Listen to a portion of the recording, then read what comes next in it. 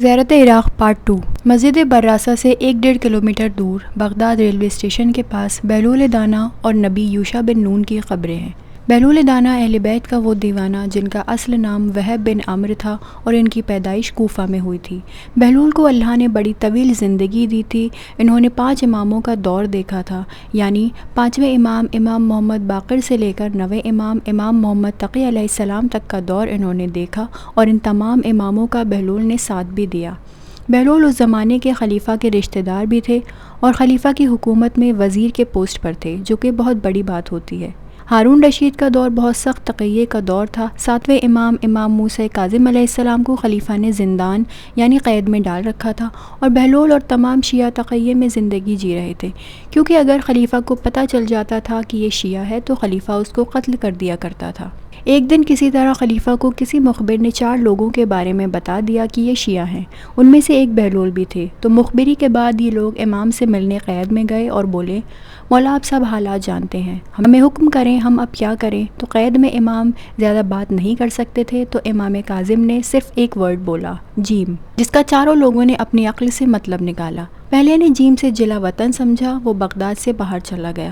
دوسرے نے جیم سے جمل سمجھا، یعنی اونٹ پر سوار ہو گیا اور اس کو اونٹ جہاں لے گیا وہ وہاں چلا گیا۔ بہلول نے جیم سے سمجھا جنون یعنی دیوانہ پن، اور بس انہوں نے اسی دن سے عیش و عشرت اور محل چھوڑ کر سڑکوں پر رہنا شروع کر دیا۔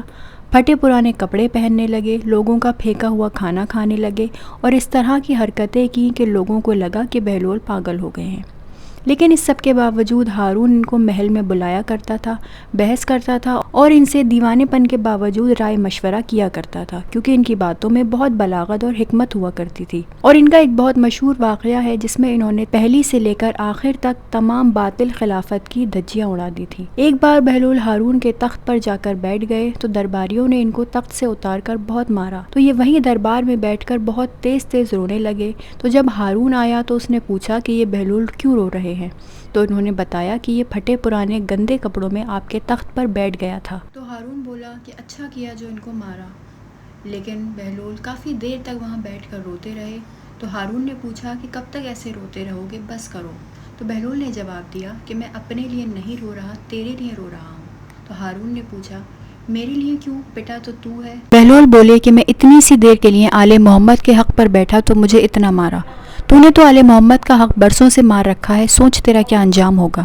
یہ تھی بہلول کی معرفت اہل بیت اور محبت اہل بیت، کہ اتنے سخت تقیے کے دور میں اتنے ظالم بادشاہ کے سامنے بھی اہل بیت کا تعارف، ان کی عظمت لوگوں کے سامنے بیان کرنے سے نہیں چھوڑا، اور صرف امام کے ایک حکم پر سب عیش و عشرت چھوڑ کر سڑکوں پر دیوانے کی طرح رہنا شروع کر دیا۔ اور اس کا نتیجہ یہ ہوا جو مشہور واقعے سے پتہ چلتا ہے کہ جب ہارون اپنی بیوی زبیدہ جو کہ محب اہل بیت تھی کہیں سے گزر رہے تھے اور بہلول وہاں سڑک کے کنارے بیٹھ کر یا تو مٹی سے کھیل رہے تھے یا مٹی کے گھر بیچ رہے تھے، تو زبیدہ نے بہلول سے پوچھا کہ بہلول کیا کر رہے ہو؟ تو بہلول نے جواب دیا کہ میں جنت میں گھر بیچ رہا ہوں، خریدو گی؟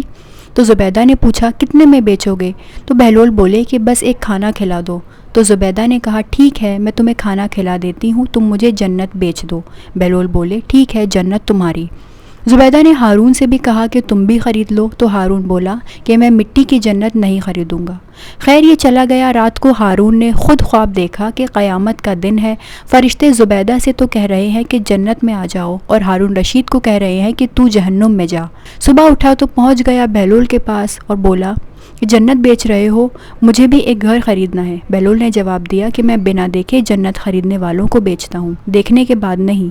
یہ مقام و منزلت ہوتی ہے ایک اصل محب اور غلام اہل بیت کی، کہ جو لوگوں کو کیا خواب آ رہے ہیں اس کا بھی علم رکھتا ہے، لیکن افسوس آج کا مسلمان خود اہل بیت کی معرفت نہیں رکھتا اور گمراہی میں زندگی جی رہا ہے۔